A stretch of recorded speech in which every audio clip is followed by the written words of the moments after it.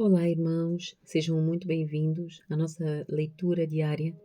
Hoje nós vamos dar continuidade ao livro de Romanos. Iremos ler do capítulo 10 ao capítulo 13.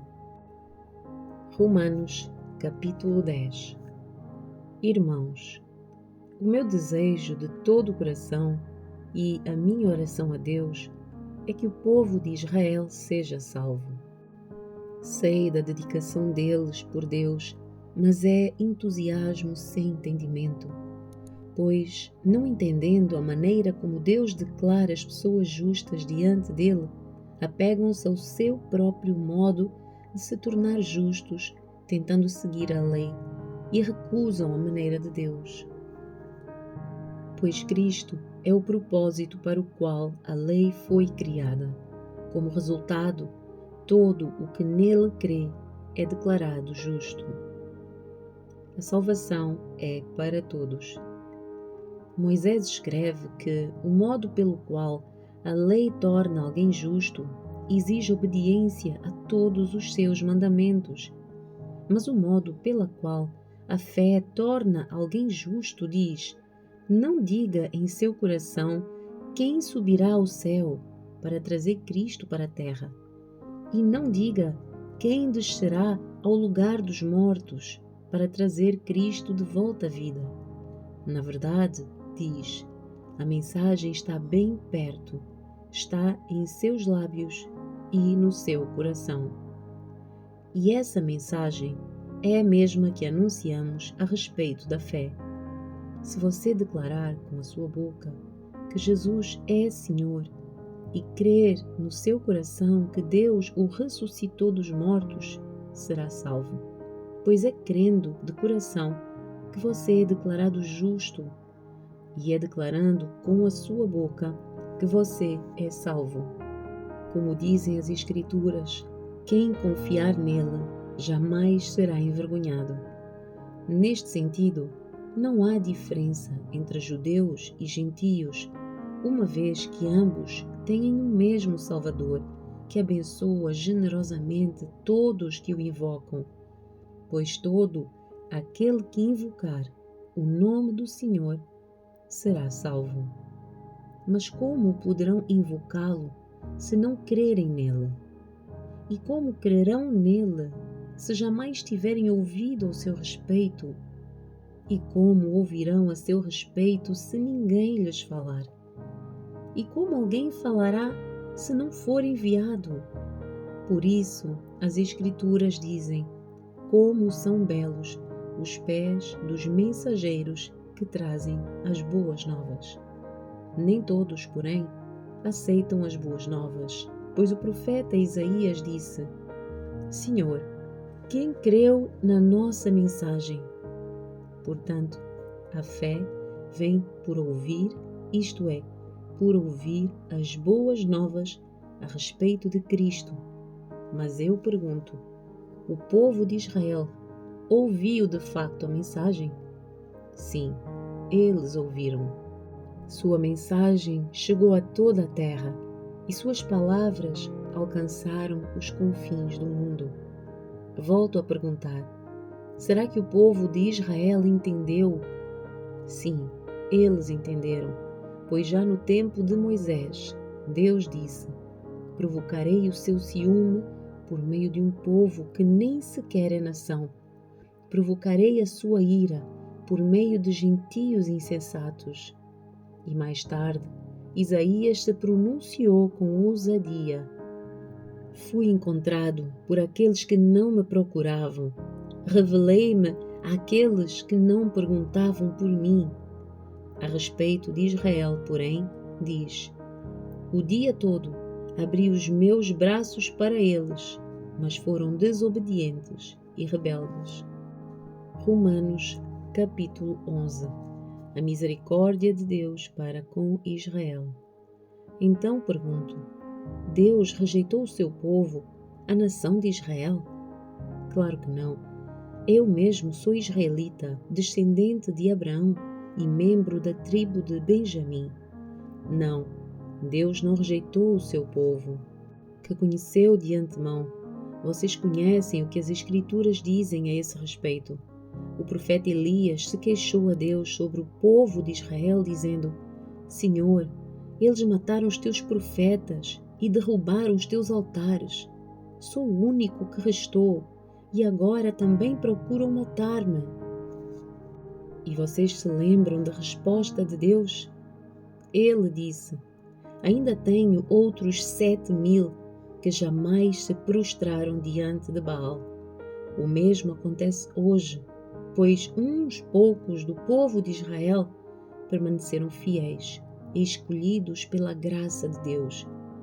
E, se a escolha se dá pela graça de Deus, então não se baseia nas obras deles, pois neste caso a graça deixaria de ser o que verdadeiramente é, ou seja, gratuita e imerecida. Portanto, a situação é esta. A maioria do povo de Israel não encontrou o que tanto buscava, mas uns poucos, aqueles que Deus havia escolhido, o encontraram, enquanto o coração dos demais foi endurecido. Como dizem as Escrituras, Deus os fez cair em sono profundo. Até hoje, fechou-lhes os olhos para que não vejam e tapou-lhes os ouvidos para que não ouçam.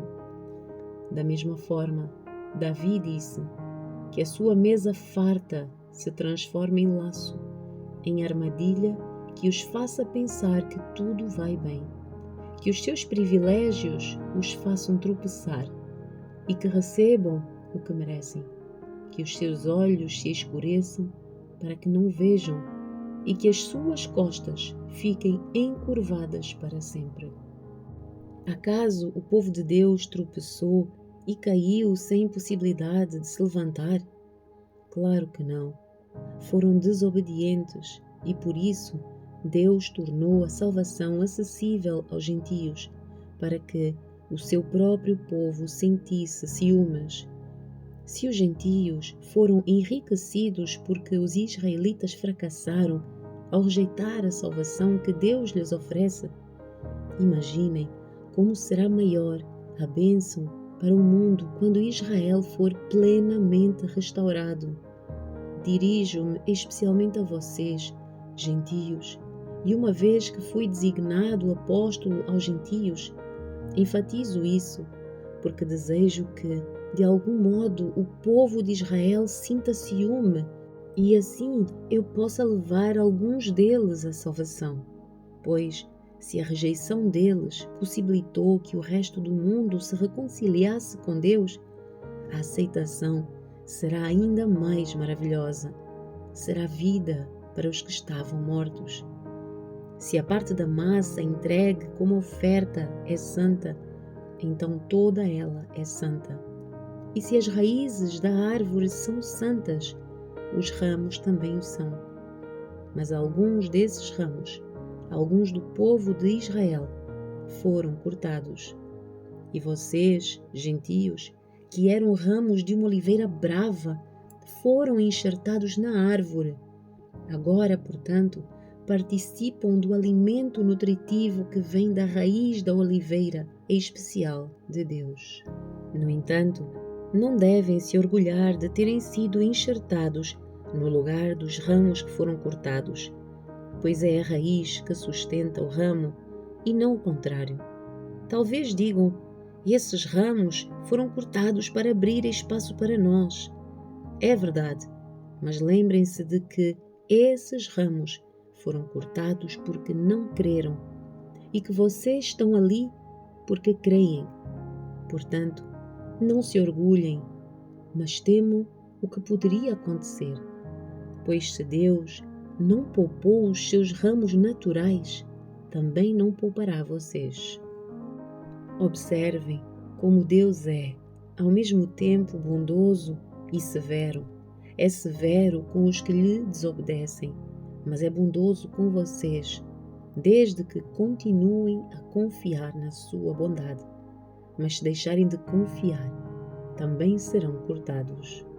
E se o povo de Israel abandonar a sua incredulidade, será enxertado novamente, pois Deus tem poder para enxertá-los de volta na árvore.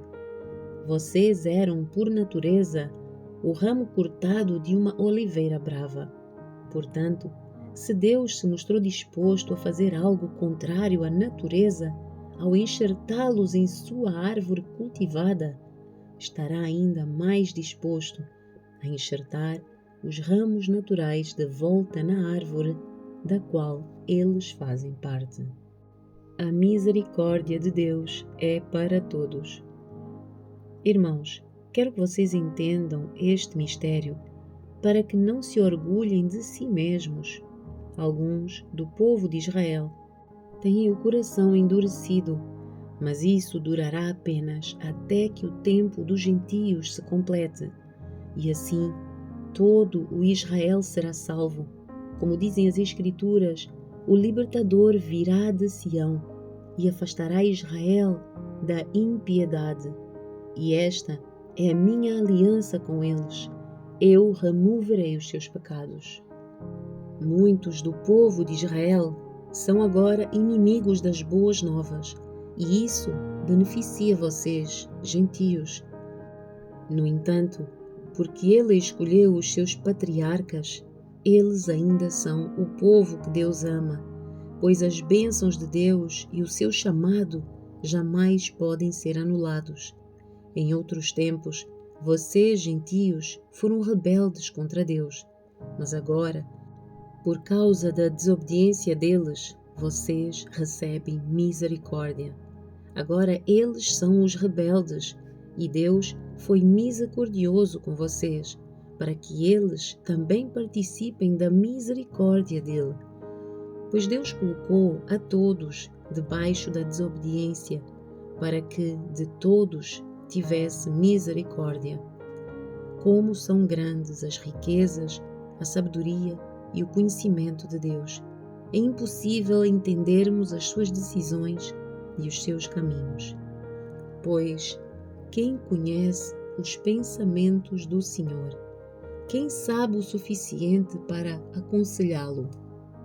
Quem lhe deu primeiro alguma coisa para que ele precise depois de retribuir? Pois todas as coisas vêm dele, existem por meio dele e são para ele. A ele seja toda a glória para sempre. Amém. Romanos, capítulo 12. O sacrifício vivo para Deus. Portanto, irmãos, suplico-lhes que entreguem o seu corpo a Deus por causa de tudo o que ele fez, que seja um sacrifício vivo e santo, do tipo que Deus considera agradável. Essa é a verdadeira forma de adorá-lo. Não imitem o comportamento e os costumes deste mundo, mas deixem que Deus os transforme por meio de uma mudança do seu modo de pensar, a fim de que experimentem a boa, agradável e perfeita vontade de Deus para vocês. Com base na graça que recebi, dou a cada um de vocês a seguinte advertência: não se considerem melhores do que realmente são. Antes, sejam honestos na sua autoavaliação, medindo-se de acordo com a fé que Deus nos deu. Da mesma forma que o nosso corpo tem vários membros e cada membro uma função específica, assim é também com o corpo de Cristo. Somos membros diferentes do mesmo corpo e todos pertencemos uns aos outros. Deus, em sua graça, nos concedeu diferentes dons. Portanto, se você tiver a capacidade de profetizar, faça-o de acordo com a proporção de fé que recebeu. Se tiver o dom de servir, sirva com dedicação. Se for mestre, ensine bem. Se o seu dom consistir em encorajar pessoas, encoraje-as. Se o seu dom for de contribuir, dê com generosidade. Se for o dom de exercer liderança, lidere de forma responsável. E se for o de demonstrar misericórdia, pratique-o com alegria. Amem as pessoas sem fingimento.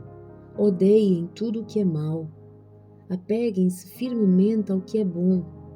Amem-se com amor fraternal e tenham prazer em honrar uns aos outros. Jamais sejam preguiçosos, mas trabalhem com dedicação e sirvam ao Senhor com entusiasmo. Alegrem-se na nossa esperança. Sejam pacientes nas dificuldades e não parem de orar. Quando membros do povo santo passarem por necessidade, ajudem com prontidão. Estejam sempre dispostos a praticar a hospitalidade. Abençoem aqueles que os perseguem. Não os amaldiçoem, mas orem para que Deus os abençoe. Alegrem-se com os que se alegram e chorem com os que choram. Vivam em harmonia uns com os outros. Não sejam orgulhosos, mas tenham amizade com gente de condição humilde e não pensem que sabem tudo. Nunca paguem o mal com o mal. Pensem sempre em fazer o que é melhor aos olhos de todos. No que depender de vocês, vivam em paz com todos. Amados, nunca se vinguem. Deixem que a ira de Deus se encarregue disso, pois assim dizem as Escrituras. A vingança cabe a mim. Eu lhes darei o troco, diz o Senhor. Pelo contrário, se o seu inimigo estiver com fome, dê-lhe de comer. Se estiver com sede, dê-lhe de beber. Ao fazer isso, amontoará brasas vivas sobre a cabeça dele. Não deixem que o mal os vença, mas vençam o mal praticando o bem. Romanos, capítulo 13. Respeito pelas autoridades. Todos devem sujeitar-se às autoridades, pois toda a autoridade vem de Deus, e aqueles que ocupam cargos de autoridade foram ali colocados por Ele. Portanto, quem se rebela contra a autoridade, se rebela contra o Deus que a instituiu e será punido, pois as autoridades não causam temor naqueles que fazem o que é certo, mas sim nos que fazem o que é errado. Você deseja viver livre do medo das autoridades? Faça o que é certo e elas o honrarão. As autoridades são servos de Deus para o seu bem, mas se você estiver a fazer algo errado, é evidente que deve temer, pois elas têm o poder de puni-lo, pois estão ao serviço de Deus para castigar os que praticam o mal. Portanto, sujeitem-se a elas, não apenas para evitar a punição, mas também para manter a consciência limpa. É por esse motivo também que vocês pagam impostos, pois as autoridades estão ao serviço de Deus no trabalho que realizam. Deem a cada um o que lhes é devido. Paguem os impostos e tributos àqueles que os recolhem e honrem e respeitem as autoridades. O amor cumpre as exigências da lei de Deus. Não devam nada a ninguém, a não ser o amor de uns pelos outros. Quem ama o seu próximo cumpre os requisitos da lei de Deus, pois os mandamentos dizem: não cometa adultério, não mate, não roube, não cobice. Esses e outros mandamentos semelhantes se resumem num só: ama o seu próximo como a si mesmo. O amor não faz mal ao próximo. Portanto, o amor cumpre todas as exigências da lei de Deus. Tudo isso é ainda mais urgente porque vocês sabem como é tarde. O tempo está a se esgotar. Despertem, pois a nossa salvação está mais próxima agora do que quando cremos no início. A noite está quase a acabar e logo vem o dia. Portanto, deixem de lado as obras das trevas como se fossem roupas sujas e vistam a armadura da luz.